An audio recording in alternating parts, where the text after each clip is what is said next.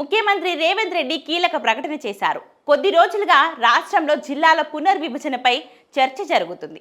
ఈ నేపథ్యంలోనే జిల్లాల పునర్విభజన ఉంటుందని ప్రభుత్వం స్పష్టం చేసింది. కాగా ఇప్పుడు సీఎం రేవంత్ రెడ్డి ఇదే విషయంపైన స్పష్టత ఇచ్చారు. తమ కార్యాచరణపైన క్లారిటీ ఇవ్వడంతో పాటుగా ఏ విధంగా ముందుకు వెళ్లాలనేది తేల్చి చెప్పేశారు. దీంతో జిల్లాల పునర్విభజన పైన ఇప్పుడు ఆసక్తి పెరుగుతుంది.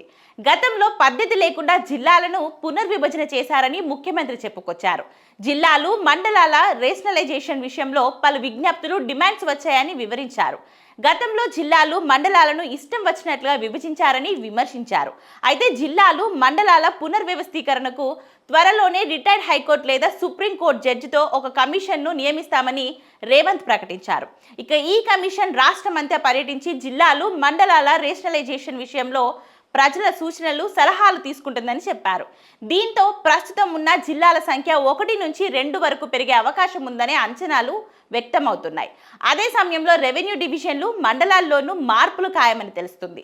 ఈ నెల 18న జరిగే మంత్రివర్గ భేటీలో ఈ అంశంపైన చర్చించి అసెంబ్లీ వేదికగా అన్ని పార్టీల అభిప్రాయాలను తెలుసుకోనున్నారు.